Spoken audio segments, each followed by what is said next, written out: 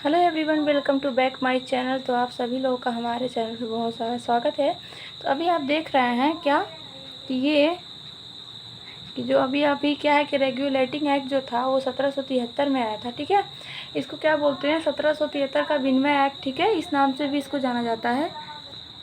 अब इसके बारे में हम क्या है ना कि आज जो है हमारा जो वीडियो है इसी के बारे में बात करेंगे और जो कुछ इंपॉर्टेंट एक्ट्स हैं उसके बारे में बात करेंगे। तो पहले हम जो है रेगुलेटिंग एक्ट जो था इसके बारे में बात करेंगे। तो ये आया कब था? तो ये आया था 1773 में। ठीक है, आई होप ये बात आपको क्लियर हो गई होगी। अब बात करते हैं जैसे क्या होता है ना कि इस एक्ट के तहत जो ब्रिटिश का जो क्या बोलते हैं पीएम थे, प्रेजेंट टाइम में जो तत्कालिक पीएम हैं लॉर्ड नाथ थे। ठीक है, लॉर्ड नाथ थे। ठीक है, इस टाइम। ठीक है, और फिर क्या है कि इसके बाद क्या है कि उस टाइम में जो जब ये एक्ट आया था तो उस टाइम में पीएम थे लॉर्ड नाथ के। अब इन्हीं के द्वारा क्या था कि एक समिति की गठन किया गया। ठीक है, और उसी गठन जो जिस समिति का जो नाम था गुप्त समिति था। ठीक है, उस जो समिति का गठन किया गया उसका नाम था गुप्त समिति। और इसी समिति के अंतर्गत आपका कौन सा एक्ट आया था?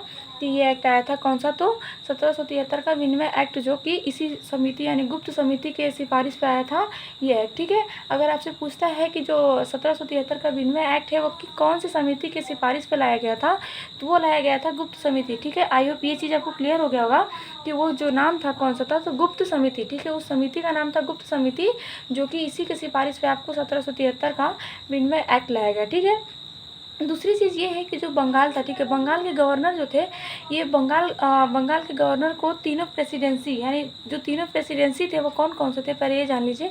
बंगाल, बॉम्बे और मद्रास, इन तीनों का क्या था, ये तीनों प्रेसिडेंसी में थे यही। ठीक है, और क्या था कि इनका जो संयुक्त गवर्नर बना दिया गया था। ठीक है, बंगाल के गवर्नर को ही इन तीनों का ये तीनों जो मैंने बता रहा है नाम बताया मैंने कि बंगाल, बॉम्बे और मद्रास, इन तीनों का संयुक्त गवर्नर किसको बनाया गया? तो याद रखिए कि इन तीनों का संयुक्त गवर्नर जो है बंगाल के गवर्नर को बना दिया गया। ठीक है, अब पहली बात आपसे अगर ये पूछता है कि बंगाल का जो गवर्नर था, ठीक है, बंगाल के गवर्नर जनरल कौन थे, तो वो याद रखिएगा लॉर्ड वारेन हेस्टिंग्स जो थे वो कौन थे? तो बंगाल के प्रथम, ठीक है, बंगाल का प्रथम गवर्नर जो था वो था लॉर्ड वारेन हेस्टिंग थे। ठीक है, इस बात क्या है फिर से एक बार हम फिर बताते हैं आपको कि जो बंगाल का प्रथम गवर्नर जनरल कौन था, उनका क्या नाम था?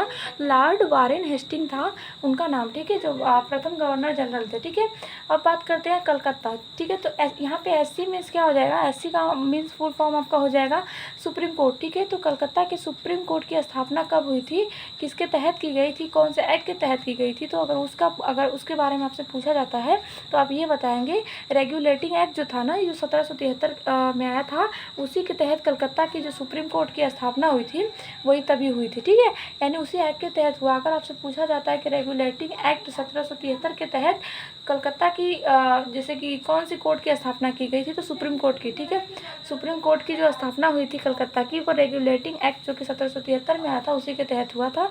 ठीक है, अब ये बात तो आपको क्लियर हो गया होगा। दूसरी चीज़ अगर ये बात किया था कि जो कि अगर किस एक्ट की बात की जाए तो आप तो बता देंगे कि रेगुलेटिंग एक्ट के तहत। ठीक है, लेकिन अगर ये आपसे पूछा जाता है कि सुप्रीम कोर्ट की स्थापना जो कि कलकत्ता में हुई थी, कलकत्ता में जो सुप्रीम कोर्ट की स्थापना जब हुई थी तो सन कौन सा चल रहा था, तो वो सन था आपका 1774। यानी 1774 में जो कलकत्ता में सुप्रीम कोर्ट की स्थापना हुई थी तो तभी 1774 में सुप्रीम कोर्ट की स्थापना हुई थी। ठीक है, आई होप ये चीज़ ये कॉन्सेप्ट आपका क्लियर हुआ होगा क्या कि कलकत्ता में सुप्रीम कोर्ट की जब स्थापना हुई थी तो सन कौन सा था? 1774 था। यानी 1774 में कलकत्ता की सुप्रीम कोर्ट की स्थापना हुई थी, कलकत्ता में सुप्रीम कोर्ट की स्थापना हुई थी। दूसरी चीज़ आपका ये कहा जाएगा कि जो जब ये सुप्रीम कोर्ट की स्थापना हुई थी तो कौन से एक्ट के तहत हुआ था?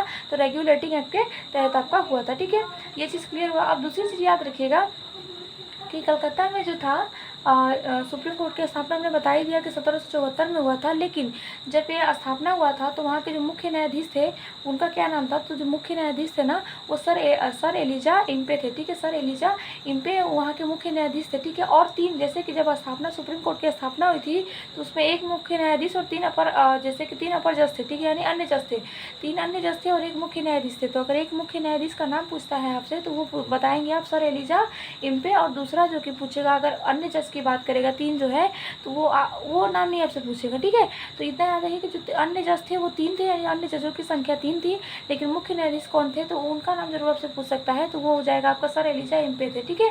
और बात करते हैं जो सर एलिजा एम्पे थे ना, इनका जैसे इन्होंने अगर कोई फैसला सुना दिया है तो अगर उसका जो विरुद्ध उनके फैसले के विरुद्ध जाना है तो उसकी अपील कहाँ करनी होगी, तो आपको पता होना चाहिए कि उसकी अपील तब क्या होता था कि उसकी अपील क्या बोलते प्रीवी काउंसिल में किया जाता था, ठीक है।